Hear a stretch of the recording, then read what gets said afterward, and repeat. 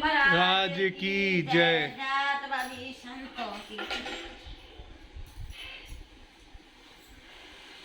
कक्षा में पूछा गया था एक बहन के द्वारा, कर्म का उदय आने पर क्या करें। कुछ भी प्रतिकूलता, कुछ भी परेशानी आने पर क्या करें।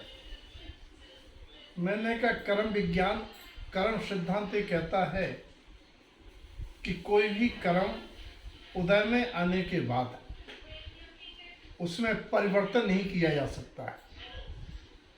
घर में रखी हुई सामग्री आपके भावों के निमित्त से भोजन के रूप में तैयार हो जाने के बाद न वो सामग्री स्टोर में रखी जा सकती पूर्ववत। अब उस सामग्री का भोजन का उपभोग करो या न करो जी आप पर निर्भर करता है, क्योंकि वो सामग्री तो रखी थी स्टोर में।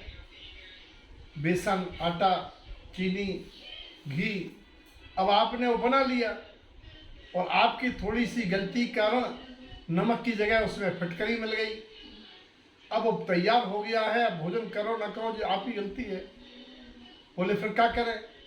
तो केवल कर्म सिद्धांत कहता है कि समता भाव में रहो, अपनी गलती का एहसास करो, अपनी असावधानी का विचार करो कि मैंने विवेक नहीं रखा, नमक की वन्नी की जगह मैंने फिटकरी की वन्नी से 2 चम्मच डाल दिया, तो किसी का दोष थोड़ी है, मेरी असावधानी से हुआ है। अब हम जैसे बने उसको लो, नहीं तो अब दूसरा बना लो। तो कहने का तात्पर्य यह है कि जीव के जीवन में अनादिकाल से ऐसा होता आ रहा है कि ये जन्म जन्म के सत्ता में पड़े अपने समय से पक्के आते हैं। अब ये है कि आगे ना हो पावे, विवेक सावधानी पूर्वक जीवन जियो और समता में सहो, सो तो आगे ठीक है।